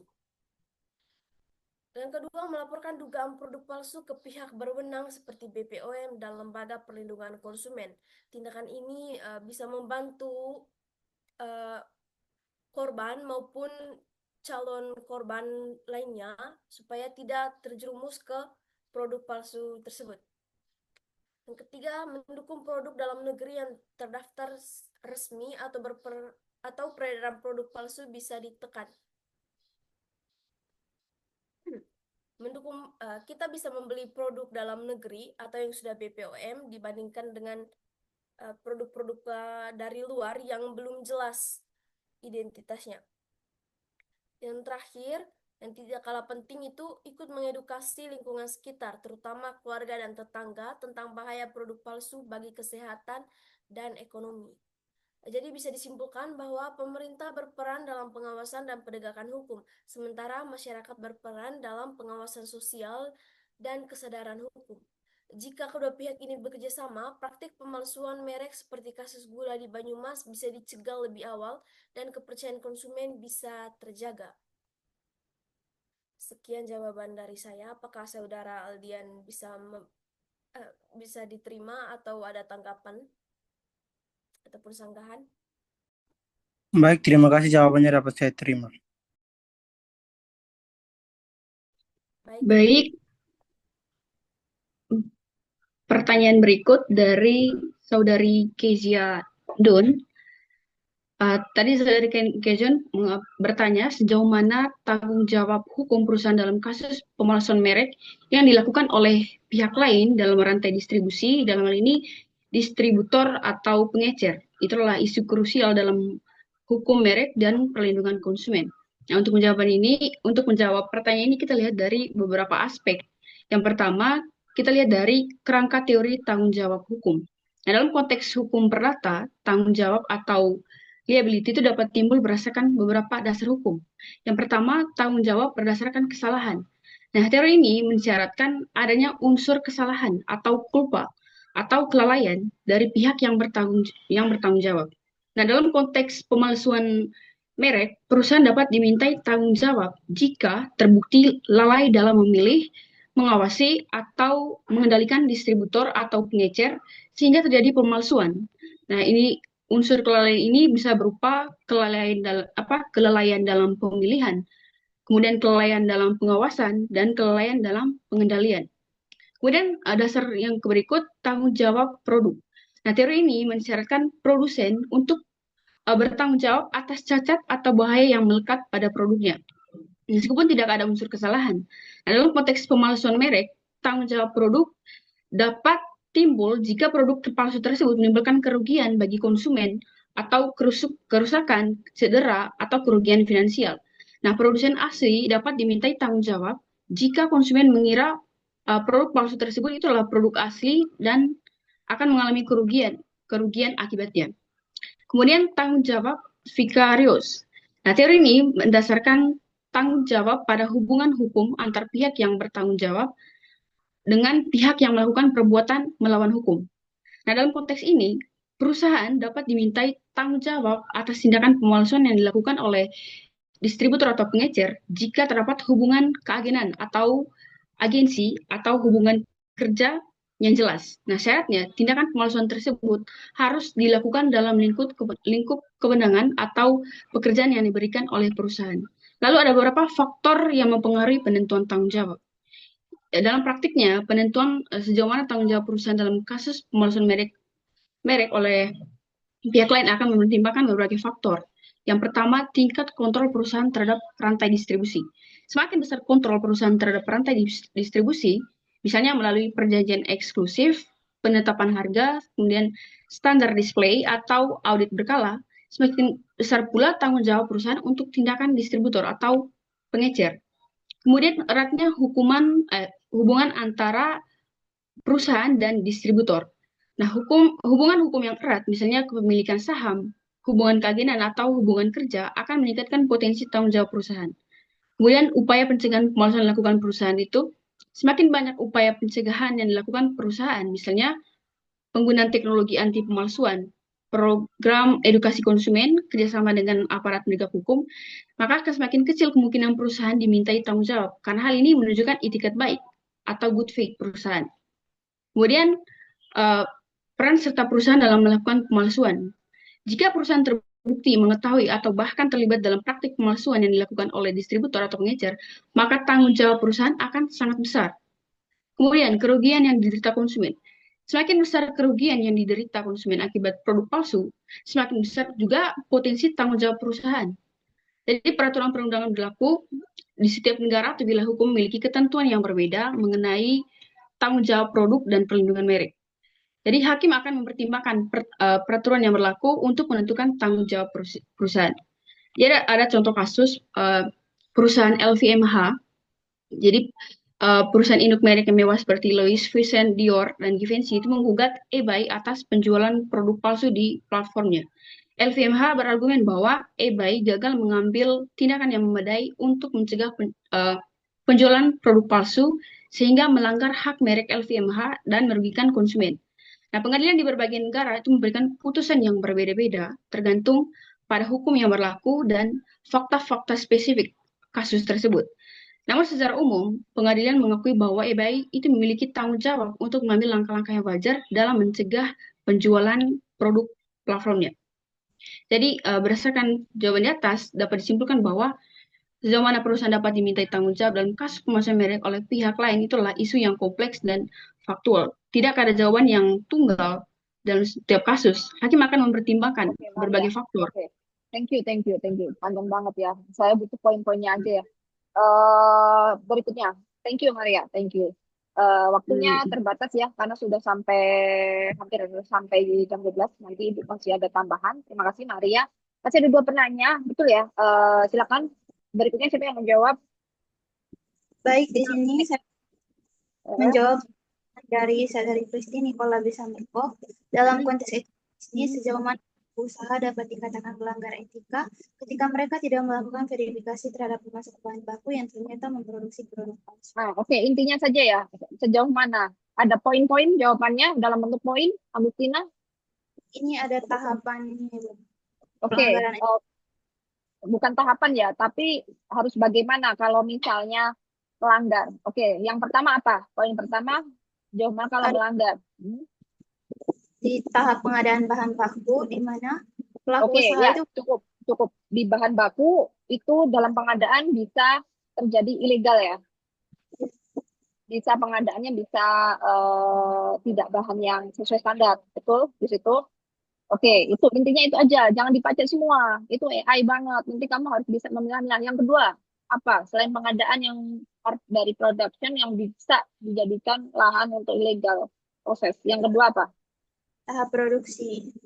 Produksinya ketika mengolah. Oke, kenapa di situ ilegal di bagian produksi? Mesinnya atau tidak sesuai standar, produksinya ngawur yang harusnya disuling air mineralnya 8 kali hanya 6 kali gitu. Jadi Oke. di sini Gimana? Intinya aja Agustina. tahap produksi. Jadi ketika bahan baku yang ternyata palsu itu tetap digunakan untuk membuat produk jadi pelaku itu berarti secara sadar menyalurkan produk yang berpotensi merugikan konsumen. Oke, Jadi berarti walaupun tidak sesuai. ya. Oke. Kemudian yang Kedua tahap apa? distribusi pemasaran di mana usaha itu dia tetap mendistribusikan produk itu tanpa Oke. memastikan keamanan dan keasliannya. Oke, thank you. Berarti yang ketiga itu walaupun udah tahu palsu, udah tahu nggak sesuai, tetap dia jalankan, jual, tetap dia jual. Oke, itu Iya. melanggar. Ya harusnya stop ya, tapi dia tetap menjual. Berarti kong kali kong ya sama distributor. Berarti dari awal udah salah, yang udah tahu salah tetap jalan. Itu udah ilegal. Yang keempat, Itu saja poinnya. oke, tiga. Thank you ya. Oke, dari awal supplier ya, benar ya, dari supplier, terus sampai distributor tidak di stop. Ya karena untungnya udah besar, kepercayaan konsumennya udah sampai di mana-mana. Males ya dia mengikuti aturan ini udah mungkin. Oke, terakhir, the last question. Siapa yang mau answer, mau jawab? Baik, saya akan menjawab pertanyaan Aduh, dari suaranya Maria kecil Grade banget loh, 5. sumpah deh. Grade Maria 5. bisa teriak nggak? Atau deket mic, kecil banget lah suaranya. Deket Baik, mic. Maju dikit. Sumpah maaf, suaranya kecil banget. Agak suaranya agak kencang atau deket. maaf Harus Ibu, pakai. sepertinya laptopnya ada bermasalah Ibu. Iya, nggak apa-apa. Memang harus deket mic itu. Ya, gimana? Jawabannya apa? Tanyaannya apa dulu nih? Lupa. Soal tanggung jawab pelaku usaha dalam kasus Oke, tanggung pemalsuan jawabnya merek. apa? Harus bertanggung jawab apa ini produsen? Ada berapa yang sudah ditemukan bertanggung jawabnya, Maria? Ada 5 poin Ibu. Yang pertama, secara hukum pelaku usaha sudah jelas punya tanggung jawab. Apa? Satu. Undang-Undang Perlindungan Konsumen atau UWPK itu sudah tegas mengatur soal ini. Jadi kalau ada konsumen yang dirugikan karena produk palsu, pelaku usaha wajib ganti rugi. Ganti Oke, ruginya ganti bisa rugi. macam-macam. Oke, ganti ruginya macam-macam. Bisa ganti rugi uang, ganti rugi Uang, kesehatan. jasa. Oke. Yang kedua, dari sisi etika bisnis, pelaku usaha juga punya tanggung jawab moral. Jadi kalau mereka menjual produk, otomatis harus jujur dan transparan. Jangan sampai menipu konsumen dengan jual barang palsu. Ini bukan cuma soal hukum, tapi soal kepercayaan. Yang ketiga ada soal sanksi. Pelaku usaha yang ketahuan memalsukan merek bisa dikenakan pidana. Hukumannya bisa penjara ataupun denda, bahkan bisa dua-duanya. Sanksi ini bertujuan agar pelaku jera dan tidak mengulangi perbuatannya lagi. Yang keempat, konsumen juga punya hak untuk menggugat pelaku usaha jika merasa dirugikan.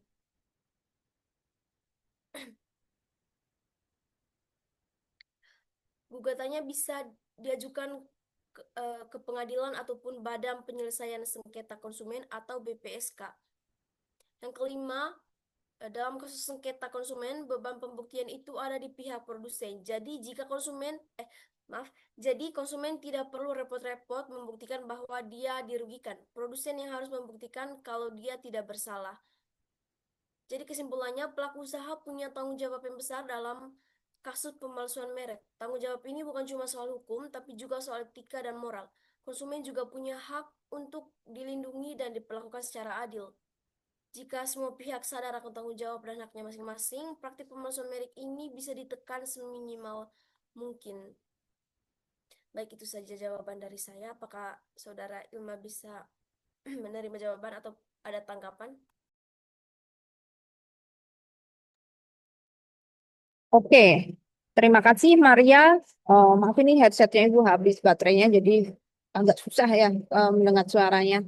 Terima kasih sudah menjawab kelompok 2. Mari kita ini ya ambil kesimpulan ya. Ibu mungkin bisa tambahkan atau perkuat lagi aturan-aturan hukum untuk yang perlindungan konsumen. Tadi sudah baik sekali, sudah bisa menjawab sesuai dengan teori-teori ya, teman-teman sesuai dengan teori. Spotlight biar paling atas. Ya. Oke, baik. Ini sebagai sekaligus penutup ya, kita selesaikan di jam 12. Jadi dikit lagi sih. Itu cuma kasih tambahan-tambahan aja, memperkuat materi saja. Itu ya, mohon maaf agak sedikit berisik karena Ibu lagi ada kegiatan di luar, ada meeting. Nah, setelah Ibu menutup nih, nanti kita presensi tapi screenshot, tidak saya panggil satu-satu. Jadi silakan bangun, silakan menata rambut, menata badan dan pakaian, dan on cam, karena Ibu tidak panggil untuk presensinya, melainkan Ibu screenshot. Ya, untuk screenshot nanti ada koordinator kelas yang membantu untuk melihat siapa yang tidak ada di dalam Zoom pada saat screenshot itu langsung presensi. Silakan. Oke. Sebelum itu kita langsung eh, masuk ya untuk kesimpulannya yang sudah dibawakan kelompok 1 dan kelompok 2. Baik sekali, itu adalah studi kasus ya, studi kasus terkait bagaimana contoh hak perlindungan konsumen. Kita bisa pakai teorinya Kotler, Siddhartha, paling terkenal Siddhartha ya, dan Nasution dan Undang-Undang 899 ya. Undang-Undang 899 ini tentang pengakuan legal formal hak konsumen. Karena konsumen itu bagaimanapun juga dirugikan karena produsen itu kan tentu saja mencari profit atau untung besar ya. Sehingga perlindungan konsumen ini maksudnya adalah upaya-upaya untuk menjamin kepastian hukum supaya konsumen itu mendapatkan barang yang layak, yang sesuai dengan effort yang sudah dikeluarkan, uang yang sudah dikeluarkan, dan juga aman konsumsi kalau memang itu makanan, dan penggunaan treatment-treatment seperti skincare dan lain sebagainya kalau memang itu perawatan itu aman, dan sesuai dengan value. Ya, value itu benefit. Ya, kamu akan dapatkan A kalau menggunakan produk A, gitu kan. Nah, itu sesuai atau tidak. Nah, kalau tidak sesuai, itu sudah melanggar hukum. Kita overclaim, kita bilangnya. Nah, makanya banyak kasus-kasus dilaporkan. Seperti skincare ya, terutama. Terus juga beras-beras oplosan lah, dan sebagainya. Ya. Nah, di sini praktik bisnis itu berbahaya sekali kalau kita konsumen tidak paham tentang bahan-bahan yang digunakan. Makanya keselamatan, resiko, keadilan transaksi ya. Ketika transaksi mulai bagaimana celah-celah itu ada untuk melindungi konsumen ya. Celah mana konsumen itu bisa rugi. Celah ketika memakai produk ya, memakai produk itu kita bisa jadi kerugian itu didapatkan ketika pakai produk. Ya. Kedua, ketika transaksi ternyata kemahalan atau tidak sesuai dengan yang didapatkan nilainya itu bisa jadi ya. Dan juga kerugian itu banyak hal sih gitu ya, banyak hal dalam artian tidak sesuai atau tidak worth it dengan yang dikeluarkan, itu finansial ya, kerugian secara finansial. Nah, kenapa perlu dilindungi gitu ya, sebagai dasarnya untuk menekan sifat atau karakter manusia yang greedy ya, menonaktifkan dan menjaga supaya tidak keluar sifat buasnya manusia dalam berpraktek bisnis. Di 899 kalian harus hafal ya, kalian harus hafal undang-undang tertentu kalau kalian ini orang bisnis ya. Kalau kita memproduksi barang, jangan sampai kita lupa bahwa konsumen itu juga dilindungi hukum. Jadi jangan ngawur kalau produksi, dan jangan main-main. Sudah tahu itu barang rusak, tetap dijual dan malah bersekongkol dengan distributor. Yang penting untung besar. Nah, itu berbahaya. Ingat, ada hukum yang akan siap nanti Anda gitu ya. Ada hotel Prodeo yang dingin, yang siap nanti Anda kalau Anda melanggar itu. Ya, di Undang-Undang 899 ini, kenapa sih harus dilindungi? Tentu saja konsumen ini akan rugi banyak, dia udah keluar uang, keluar tenaga untuk beli barang ya, dan pastinya mereka ini kan membutuhkan produk yang aman dan butuh kesejahteraan dari pemakaian produk ya. Kesejahteraan kita masyarakat pembeli, posisi pembeli itu harus dijamin oleh negara ya. Berikutnya adalah supaya ada sama-sama enak ya, produsen itu ketika bertransaksi dia itu tetap patuh aturan ya, untuk memberikan kepastian hukum di transaksi, di proses transaksi, dan juga si konsumen itu juga nggak boleh nakal juga gitu ya, nggak boleh salah-salah ya. Misalnya salah-salah udah tahu bonus dia langsung untuk sengaja menjatuhkan reputasi juga ada ya, supaya dia dapat ganti rugi. Banyak itu terjadi kasus seperti itu, supaya dia dapat untung banyak gitu kan, akhirnya bohong-bohong gitu ya, bohong-bohong bahwa produknya jelek atau saya jadi gatal-gatal, padahal itu palsu, just a scenario ya, fake scenario. Karena sudah tahu ada guarantee yang besar, ada claim insurance di mana kalau dia dirugikan dia dapat uang. Nah, itu ada fake scenario karena dia sengaja mau dapat uang, ada. Nah, itu juga kena, konsumen juga kena gitu ya, itu bakal ada kepastian hukum di antara keduanya ya. Kenapa harus juga dilindungi ya?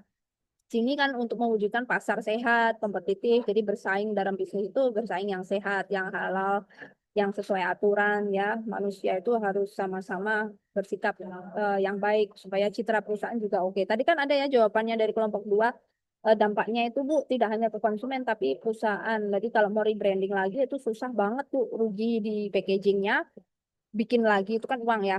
Berikutnya ya orang udah nggak percaya. Betul, reputasi itu number one in this world ya, reputasi produk, reputasi manusia atau kita. Kalau kita itu sudah berbuat salah, asusila misalnya, padahal kita anak baik-baik awalnya, wah itu untuk memperbaikinya setengah mati ya. Bisa aja kita nggak dapat kerja, bisa kita dikucilkan. Hukuman netizen itu lebih berat daripada hukuman di akhirat ya mungkin ya. Di awal proses pertama netizen itu luar biasa, kalau udah nyalahin, udah seperti bola liar, kita udah nggak bisa bangkit lagi. Kita mau dapat uang susah, mau kemana-mana dihujat gitu ya. Nah ini berbahaya teman-teman, sehingga jangan sampai kita melanggar hukum yang terkait dengan reputasi. Jadi harus berbuat yang baik dan mencegah kerugian dari dominasi pelaku usaha tadi. Mereka ini tidak semena-mena dalam menetapkan harga dan overclaim atas benefit produk ya. Dan berikutnya untuk perlindungan seperti apa sih bentuknya konsumen ini? Banyak ya, perlindungan preventif. Lalu kalau sudah terjadi kita yang rugi itu harus diselesaikan secara sengketa di pengadilan. Lalu ada perlindungan yang administratif kalau memang itu adalah terkait dengan kebijakan gitu kan definisinya, sehingga kita mengawasi perilaku usaha. Jadi produsen ini juga diawasi loh oleh pemerintah karena ada BPOM ya, bentuknya BPOM ini ya, obat-obatan ya, ada OJK, YLKI gitu ya, mengawasi menindak pelanggaran ya. Nah, ada juga ganti rugi tadi ya, ganti rugi ini bentuk tanggung jawab. Jadi ini bentuk-bentuk tanggung jawab itu macam-macam teman-teman ya. Bisa dari pemberian label komposisi, itu sebetulnya kalau Anda jualan makanan, jualan produk, ada komposisinya itu nggak boleh dijual, nggak sesuai standar ya. Ini ada sertifikasi, izin, standar. Wah ini urusnya lumayan loh, uang keluar banyak nih. Kalau nggak ada ini, nggak bisa. Ini adalah bagian dari hukum ya, etika bisnis dan hukum. Perlindungan pada konsumen juga. Lalu selanjutnya kalau sudah terjadi ya betul ini harus ganti rugi. Bisa aja ganti ruginya bentuk uang atau bentuk refund dan sebagainya, atau dijadikan brand ambassador dengan senilai berapa rupiah gitu ya, karena dia mungkin ngerasa rugi gitu dalam beberapa hal. Lalu berikutnya perlindungan yang pemberdayaan konsumen ini bisa saja menjadi kampanye ya, dalam bentuk kampanye juga bisa. Perlindungan pidana ini adalah sanksi pidana ya, dihukum di penjara ya teman-teman, di penjara. Anda menjual makanan beracun ya, penjual obat ilegal ya, banyak banget ini. Perlindungan yang perdata itu ganti rugi juga, class action atau masuk pengadilan ya, diganti ya. Biasanya ganti dengan uang sih, menang gugatan sejumlah uang, biasanya seperti itu. Perlindungan hukum etik di sini adalah si perusahaan itu harus bercharity atau berdonasi kepada masyarakat umum, misalnya aja harus menanam pohon gitu ya, karena dia sudah merugikan gitu, menanam pohonnya dengan beberapa standar, atau mengganti apa namanya sanitasi gitu ya, biasanya charity ya, atau membuat air bersih ya, sarana air bersih dan lain sebagainya. Oke, ini banyak contoh ya terkait dengan hak perlindungan konsumen, tidak harus yang berkaitan dengan oplosan gula gitu. Bisa saja obat kosmetiknya yang biasa, ini yang biasa kita temukan, hati-hati ya, biasanya korbannya perempuan-perempuan. Yang terakhir ini ada berapa merek yang saya tidak tahu itu kenapa jadi viral, eyeshadow atau apa ya saya lupa. Saya heran itu merek yang baru keluar tetapi kok banyak yang beli, karena ada fake skenario, overclaim tadi, yang merasa kalau Anda menggunakan ini nilai yang didapatkan adalah ini dan lebih dari ekspektasi gitu loh. Nah itu kan tidak boleh ya teman-teman. Nah, itu berbahaya. Temuan-temuan obat ini bentuk pelanggarannya tidak jelas, ya, tidak mencantumkan komposisi, tidak ada izin edar. Kalau dia racikan-racikan gitu ya, teman-teman harusnya sudah waspada, izinnya bagaimana, ya iklannya sesuai atau tidak. Kalau ternyata testimoninya palsu semua, apakah itu Anda bisa ini bisa pastikan itu asli? Banyak ya sekarang testimoninya itu tidak sesuai. Oke, untuk kasus perlindungan konsumen ini sebenarnya dampaknya sih paling rugi memang konsumen ya. Kesehatannya ya kita jadi terdampak kalau memang ini kosmetik dan obat. Terakhir itu ada kasus tentang paracetamol anak ya, obat penurun demam anak yang ternyata berbahaya. Nah itu Anda sebagai orang tua juga harus tahu hal-hal seperti itu, supaya ketika anak demam, ada beberapa merek yang tidak boleh diberikan kepada anak karena ada kena kasus ya. Itu bisa menyebabkan sakit ginjal atau mereka terlalu banyak minum gula ya, ada kandungan gula yang tinggi ya, paracetamol itu mengandung gula yang tinggi di situ ya teman-teman. Nah di sini tentu saja ruginya konsumen tidak hanya di sisi kesehatan dan ekonomi, tapi psikologi juga akhirnya tidak mau lagi atau apatis terhadap produk-produk di kategori tersebut. Tidak mau pakai kosmetik, tidak mau minum obat, dan sebagainya ya.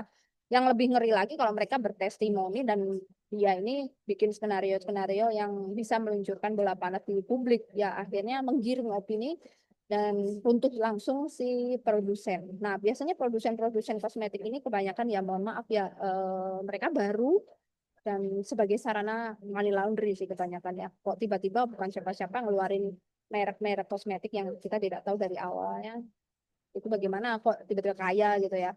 Nah itu bisa jadi hanya ala-ala aja. Nah dan banyak yang beli gitu loh, bahayanya di situ. Nah teman-teman kalau mereka suruh ganti rugi sih oke mereka ganti rugi. Tapi siapa tahu mereka besok menipu lagi dengan produk yang lain, tidak kosmetik tapi jualan berlangsing atau apa.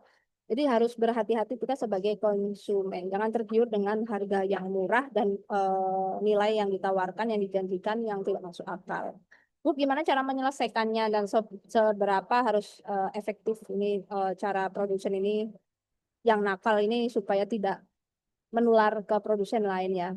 Cara menghukumnya seperti apa, aturannya harus bagaimana gitu ya.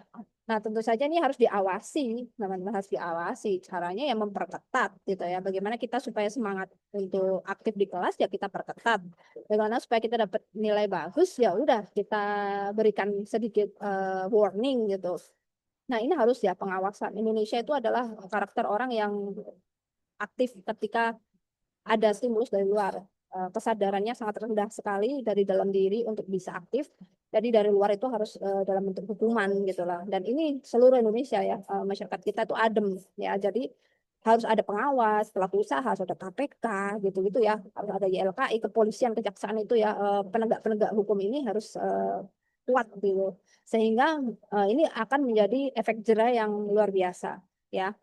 Dan mungkin ganti ruginya tidak hanya uang, tetapi ganti rugi sosial gitu, ganti hukuman sosial, artinya dibuat malu sampai artinya sampai ke ini sanksi sosial ya, sampai dia tidak berani lagi muncul ke publik. Nah itu sanksi sosial ini lebih berat daripada sanksi hukum ya teman-teman. Nah ini cara-cara untuk menyelesaikan kalau sengketa secara hukum ya penyelesaian solusi hukum tidak bisa efektif lagi. Nah, untuk konsumen gimana supaya tidak kena, Bu, tidak tertipu? Ya harus pandai riset, pintar-pintar cari informasi ya, harus pandai meliterasi sendiri. Konsumen itu harus tahu produk aman itu recommended-nya, yang merekomendasikan siapa, orang yang memang ahli di bidangnya atau bukan, influencer itu ya benar-benar pakai atau tidak. Karena influencer itu hanya dibayar saja, sebenarnya mereka nggak pakai loh. Mereka lebih pakai produk-produk dari luar negeri atau produk-produk yang aduh susah banget didapatkan di dalam negeri ya. Rata-rata mereka hanya terima uangnya tapi produknya ya dibagi-bagi ke asistennya gitu sih kira-kira, tapi ada juga yang pakai tapi tidak semuanya karena kan cocok-cocokan ya. Lalu pengawasan ini selain dilakukan oleh pihak-pihak tertentu itu perlu ada audit ya teman-teman, perlu ada audit atau sistem BPOM ini harus berkala. Kadang kan kita lemah ya di pengawasan, ya udah ada korban baru bertindak dan baru dihukum, rata-rata begitu, sehingga pengawasan yang sifatnya berkala itu jarang dilakukan, tidak rutin ya, nggak efektif gitu loh. Hukumnya sebenarnya tidak efektif kalau ketahuan aja, kalau nggak ketahuan sih nggak ada yang namanya sidak dan lain sebagainya. Harusnya tuh berkala teman-teman, harus ada sidak berkala untuk beberapa bahan-bahan makanan ya. Nah inilah yang disebut dengan etika bisnis yang wajib diterapkan supaya kita tahu bahwa si produsen ini melakukan proses produksi dari bahan baku, mendapatkan bahan baku, proses sampai mendistribusikan itu benar atau enggak. BPOM itu harus kerja lebih keras ya. Saya nggak ngerti ya BPOM ini bagaimana. Menarik ya untuk belajar di BPOM ini. Itu beberapa hal ya yang terkait dengan bisnis. Oke, itu aja teman-teman sebagai penguatnya. Jadi perlindungan hukum sebenarnya di konsumen ini tidak hanya sifatnya legal formal, tapi juga bagian dari tanggung jawab moral dan sosial ya, membangun ekonomi yang berkeadilan dan mensejahterakan masyarakat. Oke, itu ya kira-kira teman-teman yang bisa Ibu sampaikan. Sudah jam 12, silakan untuk tampil di layar masing-masing. Ibu mau screenshot karena kita langsung presensi saja. Presensinya Ibu screenshot layar teman-teman yang hadir ya. Spotlightnya Ibu hilangin dulu. Ayo liatin wajah-wajahnya supaya Ibu bisa screenshot.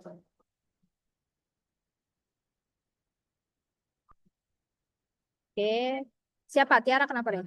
Ibu ini ya, recordnya Ibu matiin ya. Atau biarin aja deh, biar nanti kalian di YouTube bisa lihat wajah kalian sendiri. Sudah ya? Fulgentius akhirnya nongol juga. Sheila. Ada berapa ini ya? Oh, ada 3. Kenapa Rara izin? Oke, Rara Kameranya bermasalah ya. udah ada di situ. Yang penting Rara ada di situ. Oke, ya. J Justin. J Justin, Adi, Hautea, sama Betania. Kalau tidak menampakkan wajah, tidak on cam, nanti tolong ya. Itu berarti tidak hadir. Jadi teman-teman harus menampakkan wajah. Karena ini bagian atau syarat dari presensi gitu. Sudah, nanti kelamaan supaya teman-teman bisa istirahat juga. Oke, slide pertama ya. 1, 2, 3. Gimana nih? Oke, slide pertama sudah. Oke, sip. Kita lanjut lagi ke slide kedua. Nah, pokoknya kalian harus stay dulu, karena tidak tahu Anda di slide berapa. Nah, loh. Oke, ini udah crop ya. Slide 1 udah aman. Panas nih. Slide kedua ada Tiara, Rara, pergi tamle. Kelihatan nih Rara. Tunggu, slide kedua sudah. Kita masuk ke slide ketiga. Ingat ya, yang tidak menampakkan wajah, yang tidak on cam berarti tidak hadir. Nah, kecuali tadi izin. Nah, ini ketiga kah? Tunggu.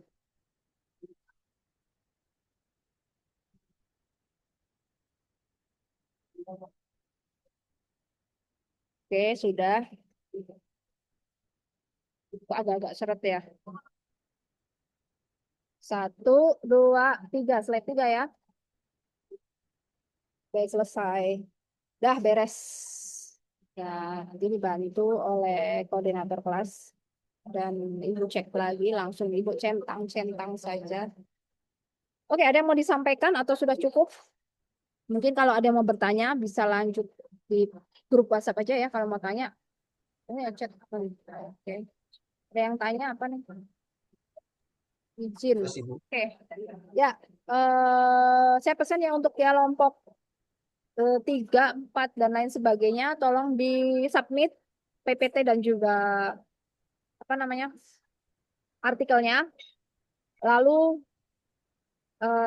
untuk pertanyaan kita langsung tidak dipersiapkan ya, kita spontan. Kalau kelas lain silakan dipersiapkan. Kalau pertanyaan mau dipersiapkan boleh, tapi tidak usah dikirim di grup. Kita langsung saja raise hand gitu. Kita mau yang spontan biar agak berbeda dengan kelas yang lain gitu ya. Biar ada deg-degannya juga, karena kalau tenang-tenang aja bosen hidupnya. Oke, terima kasih teman-teman semua. Sampai ketemu lagi minggu depan. Tolong dipersiapkan dengan baik gitu. Mohon maaf bila ada kekurangan yang ini ya, yang teman-teman tidak berkenan. Semua semata-mata untuk pembelajaran kita semua. Oke, selamat siang, shalom, selamat melanjutkan aktivitas, selamat beristirahat. Selamat siang Ibu, terima kasih. Terima kasih banyak Ibu. Ya, Terima kasih Ibu. ya, sama-sama. Terima kasih, Bu. Terima kasih. Ya.